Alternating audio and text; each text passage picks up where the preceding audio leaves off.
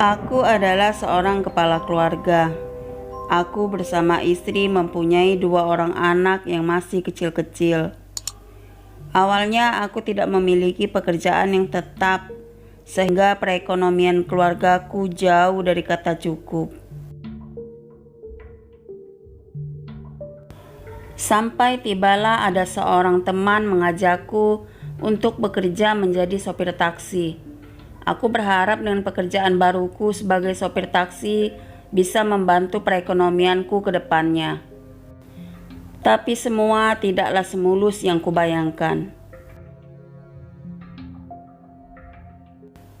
Karena banyaknya taksi dan persaingan dengan angkutan yang lain, jadi minim penumpang. Sehingga aku harus lebih giat lagi agar mencukupi uang setoran dan kebutuhan untuk keluargaku.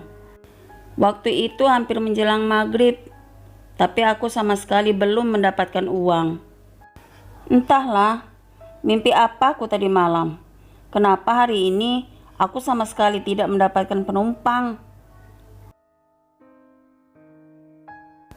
Sesampainya aku di rumah, aku disambut oleh istri sambil menggendong anakku yang paling kecil. Waktu itu usia anakku yang paling kecil berumur 1 tahun. Dia menangis karena dari pagi dia belum minum susu. Susunya habis, sedangkan istri tidak punya uang. Aku menanyakan keberadaan. Hatiku bertambah sedih ketika mendengar anak pertamaku sedang demam. Dia terbaring lesu di kamar, badannya panas. Bagaimana ini ya Allah? Sedangkan aku pulang tidak membawa uang. Bagaimana aku bisa membawa anakku berobat dan membeli susu? Lalu aku segera mandi dan menunaikan sholat maghrib.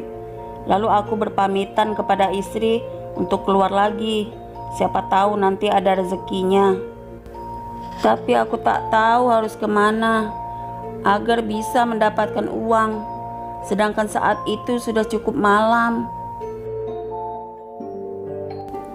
Akhirnya aku berhenti di sebuah halte, dan aku pun duduk di halte itu seorang diri.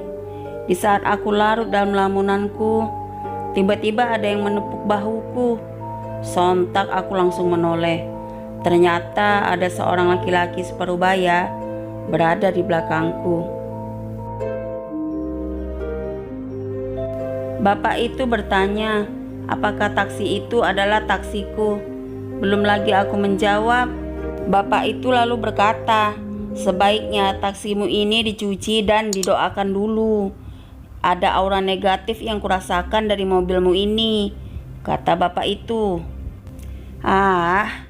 Apalagi ini, pikirku. Mencoba untuk tidak menghiraukan, dan aku pun berlalu meninggalkan halte. Pikiranku makin kusut karena saat ini aku belum mendapatkan penumpang. Tak lama aku pun melihat ada orang berdiri di tepi jalan. Mudah-mudahan orang itu mau naik taksiku. Benar saja, orang itu melambaikan tangannya, memintaku untuk berhenti.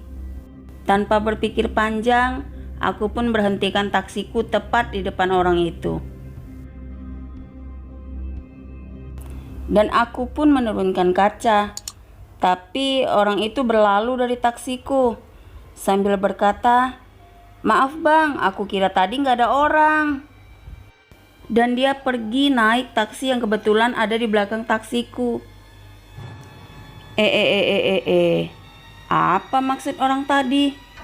Aku menoleh ke bangku belakang. Taksiku kosong. Kenapa dia bilang ada orang? Aku teringat omongan bapak-bapak yang di halte tadi. Apa benar yang dibilangnya? Sudahlah. Lalu aku pun kembali jalan, masih mencoba kembali mencari penumpang. Tapi lagi-lagi hasilnya nihil. Karena sudah sangat larut malam, akhirnya aku pun pulang. Sampai di rumah, aku disambut oleh istri. Dan istri pun bertanya kenapa aku pulang sampai larut malam. Belum lagi aku menjawab, istriku kembali bertanya, "Siapa yang ada di dalam taksi?" Aku langsung memandang ke arah taksi yang kuparkirkan tak jauh dari rumah. Tapi lagi-lagi aku tak melihat siapa-siapa di situ. Lalu aku pun duduk di ruang tamu sambil menikmati segelas kopi hangat buatan istriku. Aku baru ingat kalau HP-ku ketinggalan di mobil. Dengan segera aku menuju ke mobil. Baru saja aku buka pintu mobil, sekilas aku mendengar ada suara ketawa yang sangat parau, diiringi dengan udara yang panas. Aku terkejut dan terdiam untuk sesaat. Aku menoleh ke arah sekitarku. Sunyi, sepi, tidak ada siapa-siapa di situ. Lalu aku masuk ke dalam mobil untuk mencari HP-ku.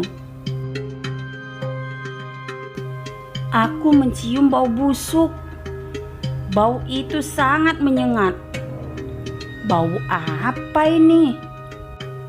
Aku menoleh ke samping, ke bawah, ke belakang, mencoba mencari sumber bau itu. Tapi di mobilku bersih, tidak ada apa-apa di situ. Aku kembali ke rumah untuk mengambil parfum mobil. Ketika aku akan kembali ke mobil, tiba-tiba aku terkejut.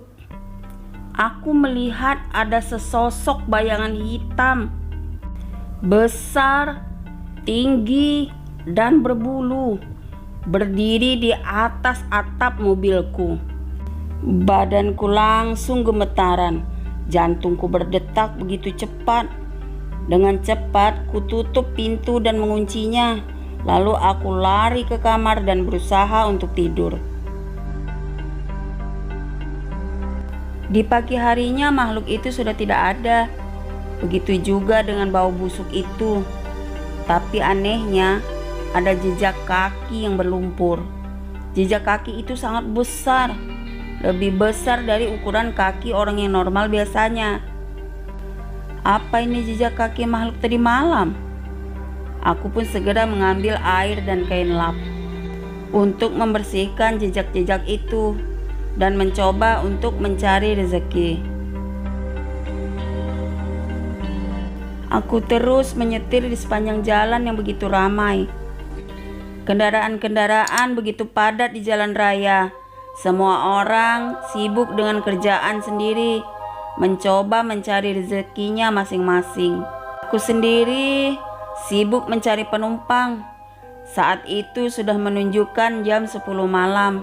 Aku melihat nenek-nenek yang berdiri di tepi jalan bersama anak kecil. Anak kecil itu pun melambaikan tangannya. Lalu aku pun langsung berhenti di depan mereka. Tangan anak itu pun langsung meraih gagang pintu mobil bagian depan. Yang anehnya, setelah dia buka, dia seakan-akan mempersilahkan neneknya untuk masuk. Tapi di saat nenek itu belum masuk, anak itu sudah menutup pintu mobilnya. Setelah itu barulah dia membuka pintu mobil bagian belakang. Lalu neneknya pun langsung masuk dan disusul olehnya. "Mau kemana, Nek?" tanyaku. Tapi yang menjawab anak kecil tadi. "Ikuti saja, Pak, nanti kami tunjukkan jalannya." Lalu aku pun menyetir ke arah tujuan dengan dipandu oleh arahan anak kecil itu. Sampainya di tujuan, betapa terkejutnya aku karena kami sudah sampai di area hutan yang dipenuhi semak belukar.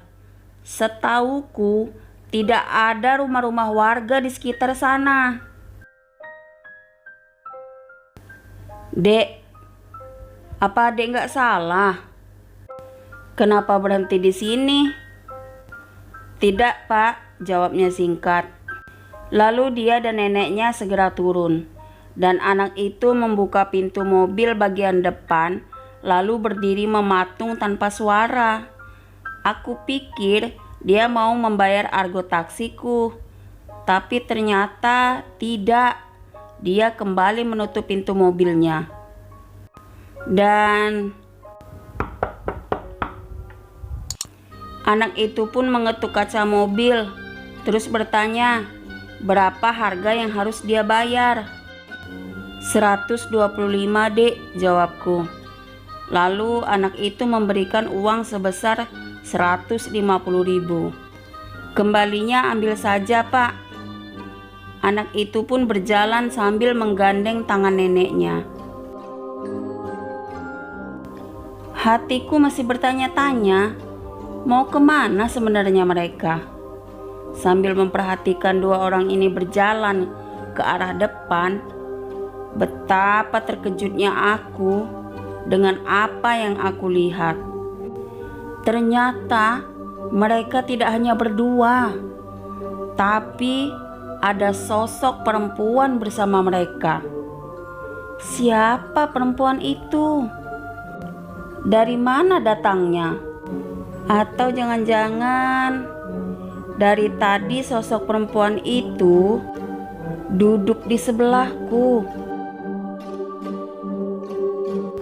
Terima kasih bagi teman-teman yang sudah mau mendengarkan cerita saya. Jangan lupa di subscribe, like, komen, dan juga di share ya. Dan jangan lupa nyalakan lonceng notifikasinya. Assalamualaikum.